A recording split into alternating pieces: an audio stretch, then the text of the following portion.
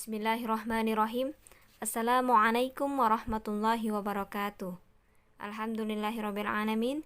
Semoga Allah Subhanahu wa taala senantiasa memberikan kita kesehatan, rahmat, dan limpahan berkahnya. Hari ini kita belajar dari tematik.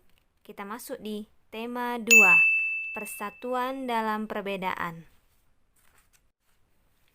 Baiklah, silakan Ananda membaca beberapa menit tentang kompetensi dasar yang akan kita pelajari di tema 2 subtema 1 ini.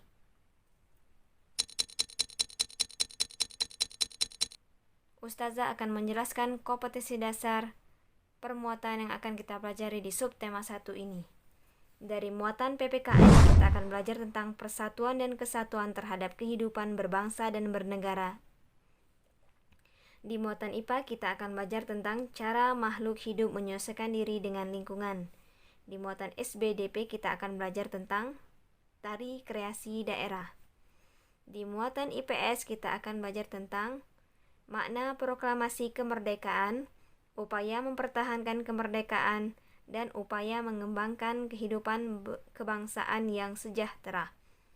Di muatan bahasa Indonesia, kita akan belajar kalimat tanya.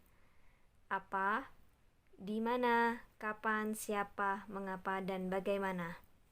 Kita masuk ke subtema 1, persatuan dalam perbedaan, rukun dalam perbedaan. Pembelajaran 1, fokus pembelajaran bahasa Indonesia. Ayo telaah. Peristiwa Rengas Dengklok. Perbedaan pandangan di antara golongan muda dan Soekarno-Hatta membuat para pemuda membawa Soekarno-Hatta ke Rengas Dengklok, Karawang, Jawa Barat. Pada tanggal 16 Agustus 1945 itu, Soekarno-Hatta diamankan di sebuah rumah sederhana milik seorang petani. Kedua tokoh tersebut berada di Rengas Dengklok seharian penuh. Para pemuda mendesak Soekarno-Hatta untuk segera memproklamirkan kemerdekaan Indonesia tanpa ada keterkaitan dengan Jepang.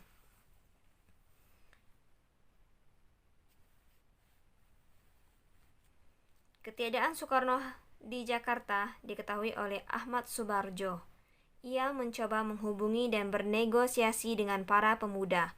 Akhirnya tercapai kesepakatan antara Ahmad Subarjo yang mewakili golongan tua dan Wikana dari kalangan muda. Sebagai syarat dan jaminannya, Subarjo meminta para pemuda agar segera memulangkan Soekarno-Hatta ke Jakarta. Ia menjanjikan para pemuda bahwa proklamasi akan segera diproklamirkan tanpa keterlibatan Jepang. Rombongan Soekarno-Hatta kembali ke Jakarta pada pukul 23.00 waktu Indonesia Barat. Mereka menuju rumah Laksamana Maida yang berada di Jalan Imam Bonjol nomor 1 Menteng, Jakarta Pusat. Rumah Laksamana Maida itu sekarang dijadikan Museum Proklamasi.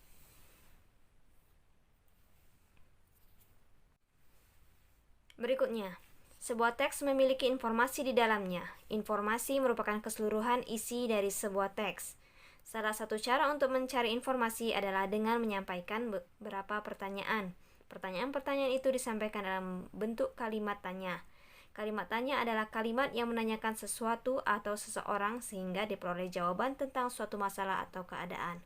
Untuk memudahkanmu membuat pertanyaan, bacalah terlebih dahulu informasi mengenai kata tanya yang biasa digunakan dalam kalimat tanya. Yang pertama, apa? Adalah kata tanya apa digunakan untuk menanyakan benda, tumbuh-tumbuhan, dan binatang. Kata tanya siapa? Kata tanya siapa digunakan untuk menanyakan nama orang. Di mana? Kata tanya di mana digunakan untuk menanyakan tempat berada. Kapan? Kata tanya kapan digunakan untuk menanyakan waktu. Mengapa? Kata tanya mengapa digunakan untuk menanyakan sebab atau perbuatan. Kata tanya bagaimana digunakan untuk menanyakan cara atau kondisi atau keadaan. Kita akan langsung aplikasikan. Di kegiatan 1, membuat kalimat tanya. Bacalah kalimat yang tertera pada soal di bawah ini. Bagian kalimat yang digarisbawahi adalah informasi atau jawaban yang akan dicari. Lalu buatlah kalimat tanya yang sesuai untuk jawaban tersebut. Nomor 1. Tanggal 17 Agustus diperingati sebagai Hari Kemerdekaan. Ini adalah jawabannya. Pertanyaannya adalah, apa yang diperingati pada tanggal 17 Agustus? Itu kalimat tanyanya. Berikutnya, nomor 2. Belanda bersama tentara sekutu tiba di Indonesia untuk merebut kembali tanah jajahannya. Ini adalah jawaban. Pertanyaan yang tepat adalah, apa yang dilakukan Belanda dan sekutu saat tiba di Indonesia? Nomor 3, ini jawabannya. Cara pemuda menyiarkan berita proklamasi setelah kantor Domei disegel oleh tentara Jepang adalah dengan membuat pemancar baru dengan bantuan teknisi radio. Jadi pertanyaannya bisa dibuat dengan, bagaimana cara pemuda menyiarkan berita proklamasi setelah kantor Domei disegel oleh tentara Jepang? Itu pertanyaannya. Nomor 4. Jawabannya adalah, tentara Jepang menyegel kantor berita Domei karena penyiar radio mengabaikan perintah Jepang untuk menghentikan penyebaran berita proklamasi. Pertanyaan yang bisa dibuat adalah, mengapa tentara Jepang menyegel kantor berita Domei?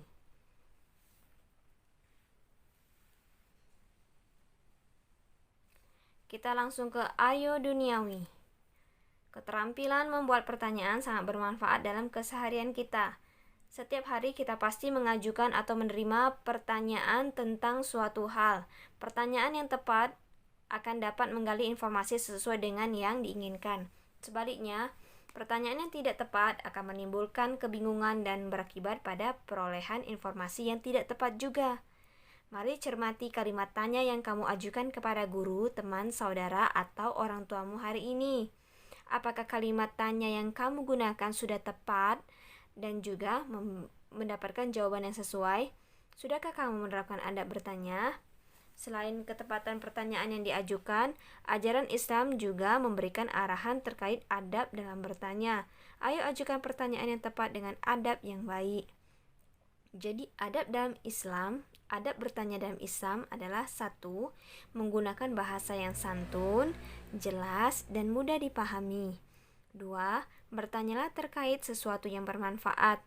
3. Berikan apresiasi atas jawaban yang diberikan, misalnya minimal dengan mengucapkan terima kasih. Kita ke nilai ukhrawi. Allah Subhanahu wa Ta'ala berfirman, yang artinya Bismillahirrahmanirrahim. Maka bertanyalah kepada orang yang mempunyai pengetahuan jika kamu tidak mengetahui. Quran Surat An-Nahl ayat 43. Berani bertanya tentang sesuatu yang bermanfaat adalah sikap yang baik. Namun bertanya yang berlebihan dengan niat mendebat atau tidak mau bertanya karena malu padahal ia membutuhkan, keduanya adalah sikap yang tidak baik. Mari kita terapkan adab-adab dalam bertanya agar pertanyaan yang kita ajukan dapat memberi manfaat buat diri kita sendiri dan juga orang lain. Baiklah, kita ke halaman 6 dan 7. Fokus pembelajaran IPS. Ayo telaah. Silakan Ananda membaca halaman 6 dan 7 selama beberapa menit. Silakan dibaca berulang-ulang dan dipahami.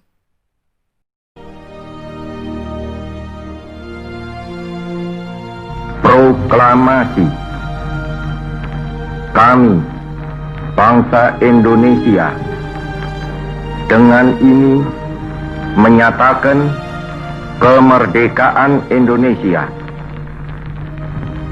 Hal-hal yang mengenai pemindahan kekuasaan dan lain-lain diselenggarakan dengan cara saksama dan dalam tempo yang sesingkat-singkatnya. Jakarta, 17 Agustus 1945,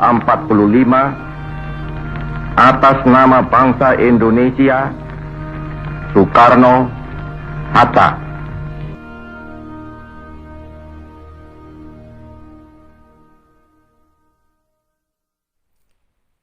Selanjutnya di halaman 9, kita ke nilai duniawi. Dalam pembukaan Undang-Undang Dasar 1945 disebutkan bahwa kemerdekaan adalah hak segala bangsa. Oleh karena itu, penjajahan di atas dunia harus dihapuskan karena tidak sesuai dengan pri kemanusiaan dan pri keadilan.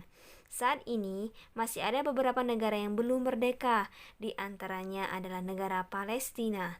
Hingga kini rakyat Palestina masih terus berjuang keras sekuat tenaga dan pantang menyerah untuk mendapatkan kemerdekaannya dari penjajahan negara Israel. Negara Palestina memerlukan dukungan dari berbagai pihak untuk mendapatkan dan mewujudkan kemerdekaannya. Bagaimanakah pendapatmu terhadap hal ini? Apa yang dapat kamu lakukan untuk membantu negara tersebut?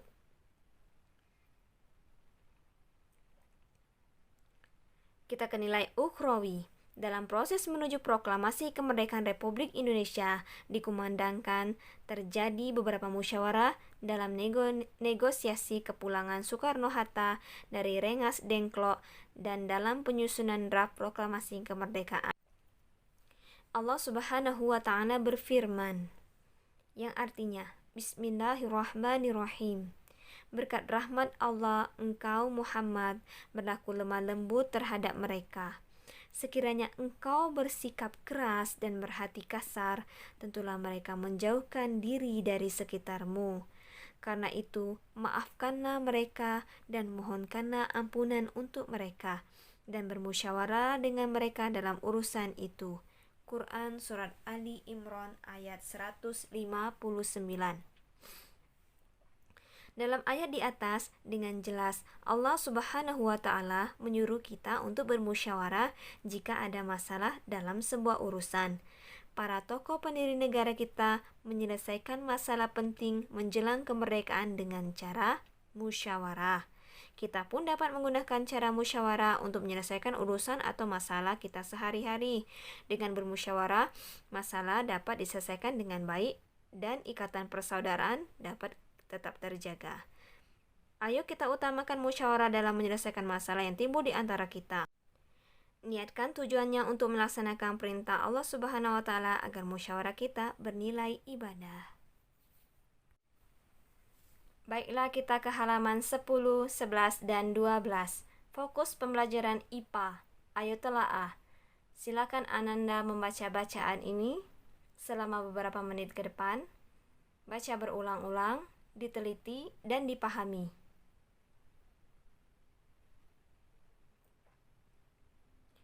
Baiklah. Allah Subhanahu wa Ta'ala menciptakan tumbuhan dengan beragam jenisnya. Setiap jenis tumbuhan memiliki ciri khusus yang membedakannya dengan tumbuhan lain.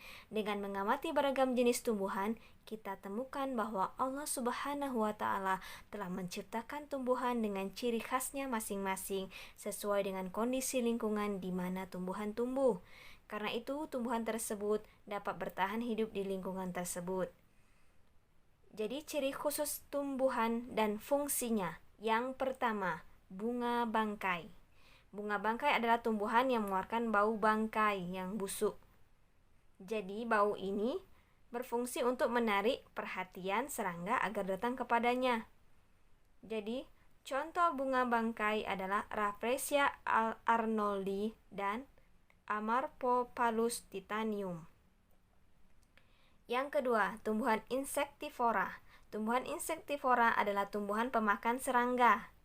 Tumbuhan ini contohnya adalah kantong semar, venus, dan sundeu.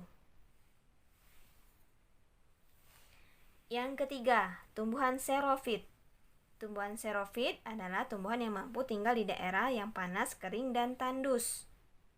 Jadi Allah ciptakan keistimewaan berupa daun kecil-kecil berbentuk duri untuk mengurangi penguapan dan batang tebal berlapis lilin untuk menyimpan air. Contoh tumbuhannya adalah kaktus. Selanjutnya nomor 4. Baiklah, yang keempat, tumbuhan hidrofit. Berasal dari kata hidro, yaitu air. Jadi tumbuhan hidrofit adalah tumbuhan yang dapat hidup di lingkungan air. Contohnya adalah teratai. Yang kedua yaitu eceng gondok. Yang kelima, tumbuhan higrofit. Tumbuhan higrofit adalah tumbuhan yang mampu tinggal di daerah lembab. Contohnya adalah jenis keladi. Yang keenam, tumbuhan meranggas, yaitu tumbuhan yang menyesuaikan diri dengan lingkungan. Jika musim kemarau, ia akan menggugurkan daunnya untuk mengurangi penguapan. Contoh tumbuhan yang meranggas antara lain adalah pohon jati, kapuk randu, mahoni, dan kedondong.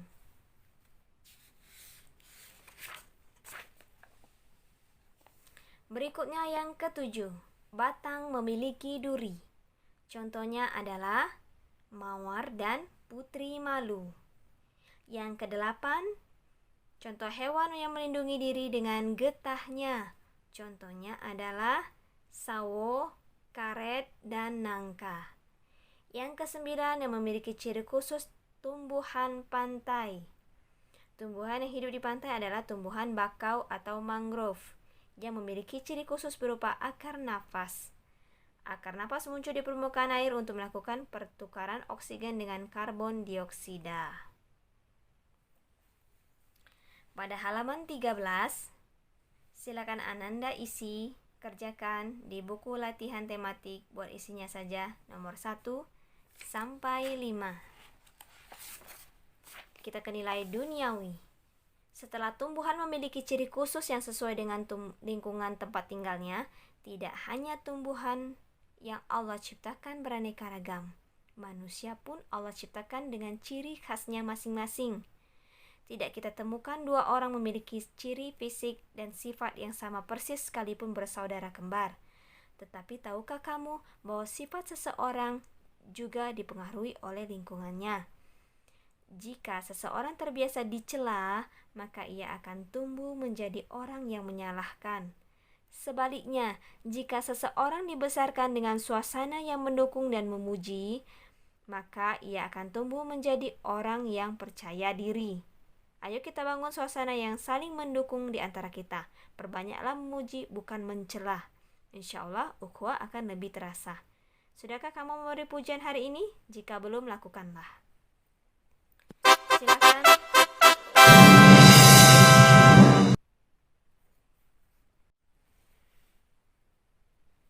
Kita akan nilai ukhrawi.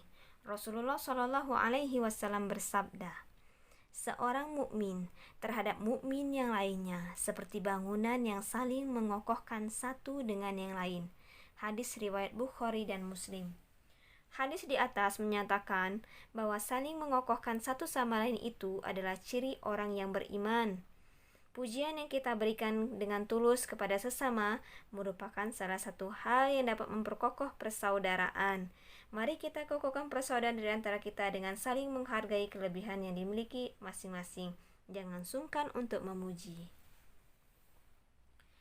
Baiklah Ananda sekalian, sekian pelajaran subtema 1 di tema 2 kita hari ini. Semoga Allah memperluas ilmu pengetahuan Ananda.